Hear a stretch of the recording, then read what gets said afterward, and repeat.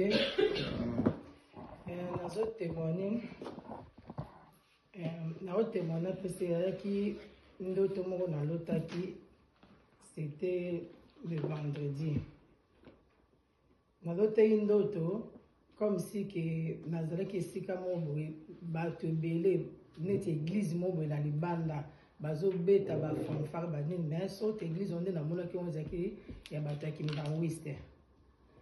na suko na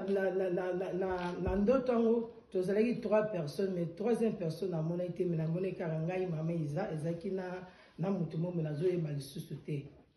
to comme place on bo bateau penze belé moi terrasse mon boya moki ezalaki ezaka pona sauter kanga na sauter mama ezali la ngo sauter boye amoni amone ke loko mo ba ti abi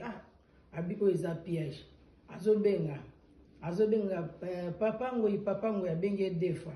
papa ngo ya yokite alimba mo yemuka bando sambela so le ya semanga ki de na ngamu mususu wana suko esibuno bilanga tala eloko oya mo natala boye nguma moko ya munene lo ezapera ki asa meli akomi suko fatigué donc alinga mindo ki somme alembala moko ya lobi na ngai simbanga na simbi na liboko a traverser suko to telemi place yango wana batongo bazo yemba bambunda mais eza suko na groupe moko lokola neti bango moko suko ba dirigeant donc nazo mona bango neti baza bizarre salité mais siko bazo kende batikili bango espace bazo kende bakar moko ezalaki wana mais bakar on lokola neti ya ba oye mema ba prisonnier oye mema ka batu na ba nino na prison siko bazo ba normal bonga azoyo kate na tuni mama Isa zoyo kanga munoko bango bazo lo boyo kango abina ngai nazo kango vanda na ko expliquer yo ngana bi abona vanda na ngai ako expliquer nga nego sutuka bondoto tala siko ndengi diable amemaka biso na loti ndoto ngako tsuko na mona nga aloko na monaki batu bazo bien babongo na okanisa ke c'était ndoto moko ya bien do wana ekino ka neti piège na vandi na bina obenga papa na yebisa ye na bose na komosala nga maka mususu le comme siko vers 17h comme ça et suis moko yilinga mais oloteki ndoto falo yebisa papa na zimbala moko leka na bengi mbala moko ayambi ngai leka na banika ko expliquer ye kuti ngamo nazo banga bia eza na ndoto no mela makila te de leka na banika ko expliquer ka boye ale le sambo bandi wana donc na bandi ko mela makila na ebisio nazo ebisa bino donc banda to bandaki le banda to bandaki ti muto alaki kati oya kati na ngai ko manifester zaneni ba voisin auto kola na bango mutaki chasseur ba voisin to kola na bango pona nini azo tomboka po nièce na ye oya ngai ko banga ba yana kiti na bonane po mwana ngo aza vraiment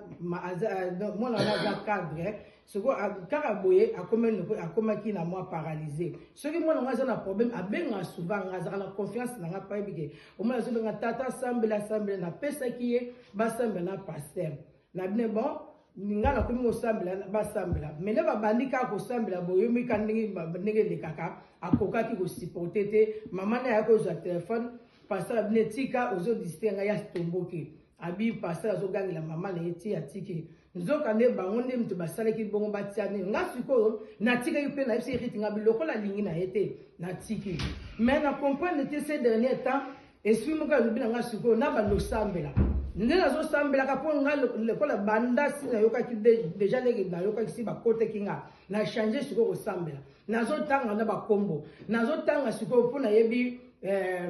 mwana nkoko na bango donc aza vraiment misala mabe na bando tia ba kombo na bandi ko tia bango nyoso tu wana libota wana nyoso tu et c'est sikande suko epesa ki bango pasi le siko o nani le o le na ko témoigner oyo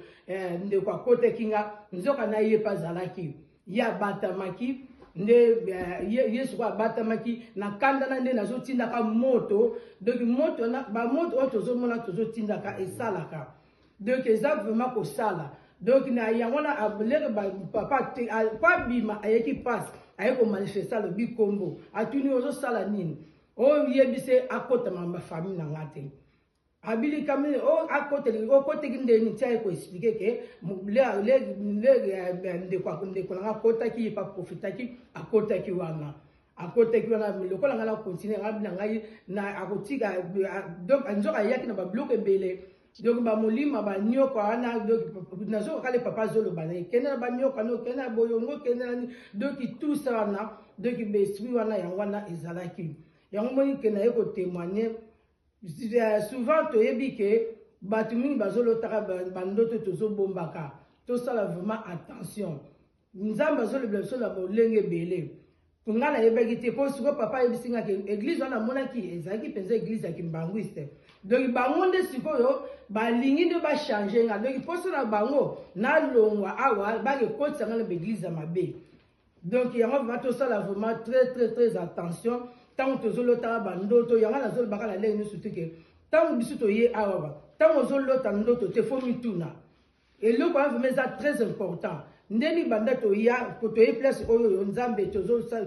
nani natelemelaka ndoto na oyo eloko nde yango nanayebisa bana na nzambe soki ngai naloteki ndoto wana te mbele sikoyo bangaka bakontinue kosala effectivement nabaki ovandi wapi na mokongo ngai na mikolo yaoka mokongo mwa pasi ngai so baka kotelema nde naotelema mingi nde yango mte esala nga nzoka nde ya batameki na mokongo na ngai